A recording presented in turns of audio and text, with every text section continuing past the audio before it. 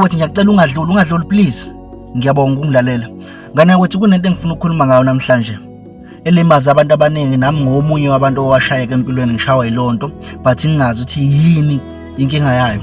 Nganza kwethu uma ngabe una something or business idea or whatever ledinga imali, make sure ngane yakwethu ukuthi uyababheka abantu abaxoxela lonto noma uyababheka abantu aba-approach nge-idea yakho.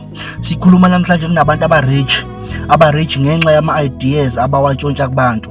For an example, mhlawumbe kunothise empilweni uthi yobika udaba lakho ingabe esikhulwini esithize noma kumuntu othize, afike lo muntu athi no, anginalo usizo lakho, alandula asho kuba kanamali, asho kuba akayi-understand into oyilethe kuyena, only to find out ukuthi mhlawumbe kudlula inyanga eyodwa noma inyanga embili uzokuthiwa yena lowo muntu lo kade ethi akanamali useqala lento le wena kade uzoyi-approach kuyena, uzoyimlethela yona, uzocela usizo ngayo.